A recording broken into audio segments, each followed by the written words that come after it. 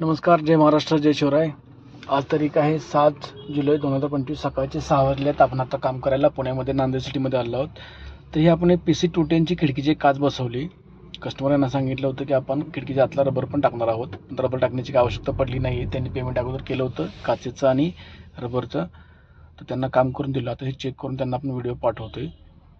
तर सांगण्यात तात्पर्य आहे की सकाळ सकाळी तर लवकर ऑपरेटरही नव्हते, मालकही नव्हते आणि त्यांनी पेमेंट तर सर्व केलं होतं. त्यांना खिडकी न काढता काच बसवून दिलेली आहे. रबर पण त्यांच्या रबरचे पैसे वाचवले. त्यांना काम झाल्यानंतर स्वतःहून सांगितले की सर तुमचा रबर लागला नाही, रबरचे पैसे परत पाठवतो. त्यांना रबर आपण परत पाठवून दिलेलं आहे, रबरचे पैसे. तर सांगण्यात तात्पर्य असं आहे की कस्टमर आमच्यासोबत असो अगर नसो, आपण जेवढे कस्टमरचे पैसे वाचवायचा प्रयत्न करतो तेवढे आपण त्यांना करून देतो. आणि हे पहा, इथं लॉकमध्ये लॉक बसत नव्हतं.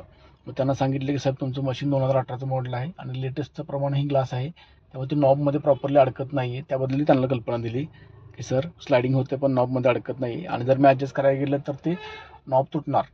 तर ते म्हणले ठीक आहे कदम, काय अडचण नाही. तर त्यांना त्याबद्दल कल्पनासुद्धा आपण दिली आणि याप्रमाणे काम करून दिले. काम झाल्यानंतर त्यांना त्यांचे जे रबरचे पैसे आपण अतिरिक्त घेतले होते ते त्यांना परत पाठवले. त्यामुळे व्यवसायात जेवढं प्रामाणिक राहता येईल तेवढं प्रामाणिक राहणं आवश्यक आहे, की जेणेकरून आपल्यासाठी भविष्यात खूप गरजेचं आहे. हे त्यांना प्रॉपरली स्लायडिंग होते याचा व्हिडिओ पाठवला, हा प्रूफसाठी पाठवला की आपण हे असंच काम करून त्यांना दिलेलं आहे. धन्यवाद.